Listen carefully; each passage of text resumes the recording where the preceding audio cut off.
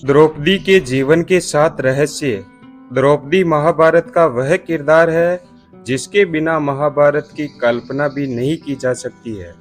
महाभारत का युद्ध भले ही पांडवों ने जीता था, लेकिन युद्ध को जीतने की प्रेरणा द्रौपदी थी। द्रौपदी वह ज्वाला थी जिसने अपनी मर्यादा और सम्मान की प्राप्ति के लिए कौरवों के खून से कुरुक्षेत्र के मैदान की प्यास बुझाई। द्रौपदी महाभारत युद्ध के बाद भारतवर्ष की महारानी बनी, लेकिन द्रौपदी का जीवन और अंत ऐसे रास्तों से गुजरता है जिन्हें जानकर हर कोई हैरान रह जाता है। द्रौपदी के 7 रहस्य इस प्रकार है।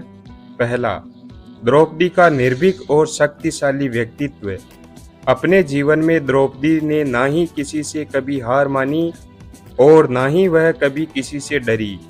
भरी सभा में जब द्रौपदी को निर्वस्त्र करने का दुस्साहस किया गया तो उन्होंने चुपचाप बैठे हुए भीष्म पितामह, द्रोणाचार्य, कृपाचार्य जैसे महान योद्धाओं को फटकार लगाई कि आप जैसे योद्धाओं के बीच एक नारी का अपमान हो रहा है और आप लोग तमाशा देख रहे हो। माना जाता है कि द्रौपदी कोई साधारण कन्या नहीं थी, बल्कि वह अग्नि से प्रकट हुई थी। दूसरा, द्रौपदी को प्राप्त था ऐसा वरदान। धार्मिक कथाओं में द्रौपदी को दिव्य कन्या बताया गया है। द्रौपदी का जन्म सामान्य तरीकों से न होकर हवन कुंड की अग्नि से हुआ था। द्रौपदी को आजीवन कुंवारी रहने का भी वरदान प्राप्त था। इस वरदान के कारण ही द्रौपदी अपने सभी पतियों के साथ समान व्यवहार कर पाती थी। सभी पतियों के साथ पत्नी धर्म को निभाते हुए भी द्रौपदी हमेशा कुंवारी रहती थी। तीसरा, द्रौपदी ने रखी थी यह शर्त। जब द्रौपदी के सामने 5 पांडवों से विवाह करने का सुझाव रखा गया तो द्रौपदी ने विवाह के लिए एक अनोखी शर्त रखी थी। द्रौपदी ने सीधे तौर पर कह दिया कि वह इस विवाह के लिए तैयार तो है, लेकिन वह अपने गृहस्थ जीवन का रहस्य किसी और महिला के साथ साझा नहीं करेगी। पांडवों ने उनकी यह शर्त मानकर विवाह किया। चौथा, कुत्ते को दिया यह श्राप। विवाह के बाद सभी पांडवों में यह आपसी सहमति बनी थी कि एक समय में द्रौपदी के साथ एक ही पांडव समय गुजार सकता है। जब कोई पांडव द्रौपदी के साथ होता था तो संकेत के तौर पर कक्ष के बाहर अपनी चरण पादुका रख देता था। लेकिन एक दिन जब युधिष्ठिर द्रौपदी के साथ कक्ष में थे, तब एक कुत्ता युधिष्ठिर का जूता उठाकर ले गया।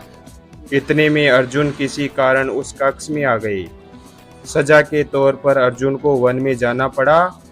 द्रौपदी ने कुत्ते को श्राप दिया कि तुम खुले में संबंध बनाओगे और दुनिया तुम्हें देखेगी। पांचवा, भीम से था सबसे ज्यादा प्यार। द्रौपदी के 5 पति थे, लेकिन 5 में से भीम से द्रौपदी का विशेष लगाव था।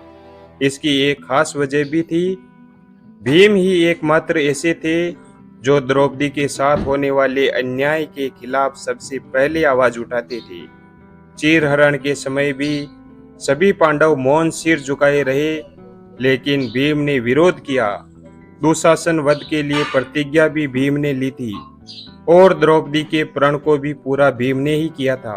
छठा, शरीर त्यागने से पहले द्रौपदी ने भीम से ऐसा कहा था।